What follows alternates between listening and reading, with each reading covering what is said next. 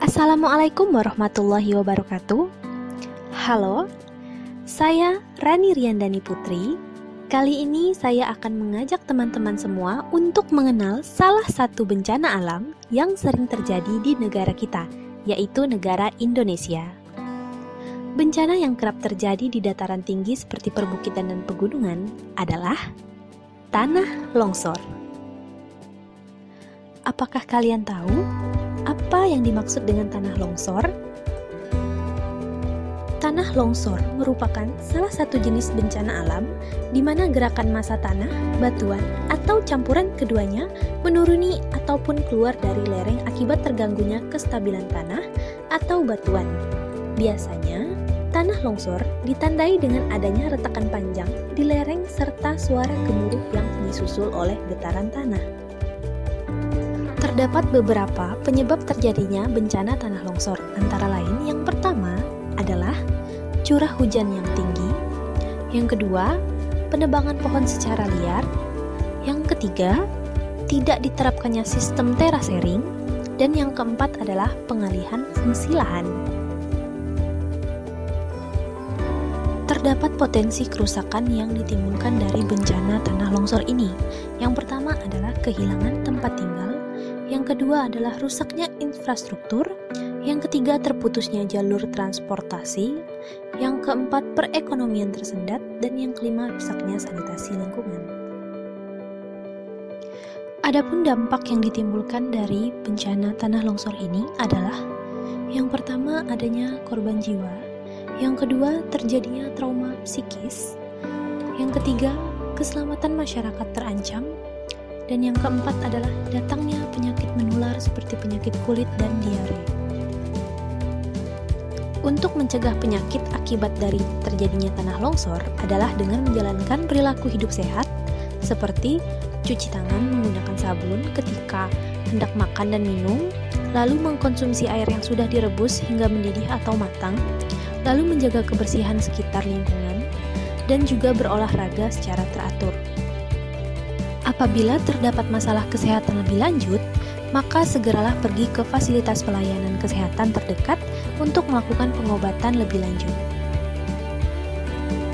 Hal-hal yang dilakukan pada saat terjadinya bencana longsor adalah yang pertama, jangan panik, tetap berusaha menyelamatkan diri, dan yang kedua, hindari jalur yang berpotensi longsor dan larilah ke tempat yang lebih tinggi dan aman serta ke tempat yang berlawanan arah dari tempat terjadinya longsor.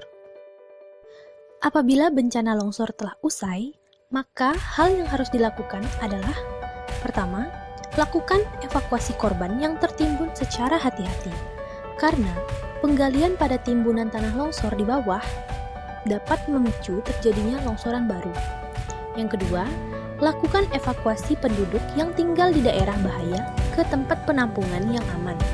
Yang ketiga, tutup lokasi bencana, hindari kerumunan massa. Yang keempat, cari sumber air bersih yang dapat dimanfaatkan untuk daerah penampungan korban bencana. Dan yang kelima, segera hubungi pihak terkait seperti kepala desa, camat, atau lurah, serta BNPB sehingga kejadian bencana ini dapat ditangani segera secara terkoordinasi.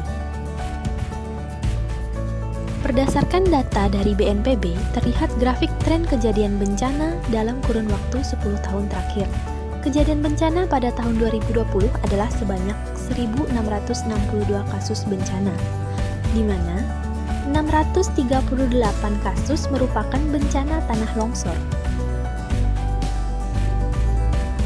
Untuk Provinsi Kalimantan Barat, berdasarkan data dari BPS Provinsi Kalimantan Barat, bencana tanah longsor yang pernah terjadi di Kalimantan Barat sebanyak 65 kasus bencana tanah longsor.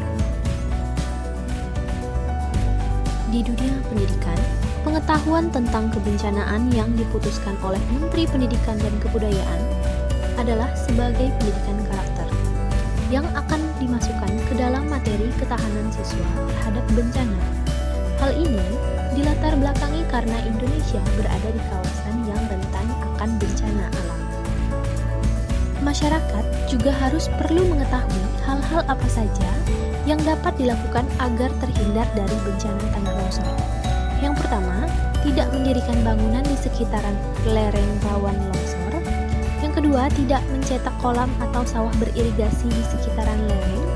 Yang ketiga, tidak melakukan penggalian di sekitaran lereng yang rawan longsor. Dan yang terakhir, memahami bencana longsor dengan menjaga kelestarian lingkungan serta melakukan persiapan yang baik sebelum, sesaat, dan sesudah bencana. Maka, akan mengurangi dampak buruk akibat tanah longsor itu sendiri. Sekian sosialisasi singkat saya kepada teman-teman mengenai bencana tanah longsor. Semoga video ini dapat bermanfaat untuk kita semua.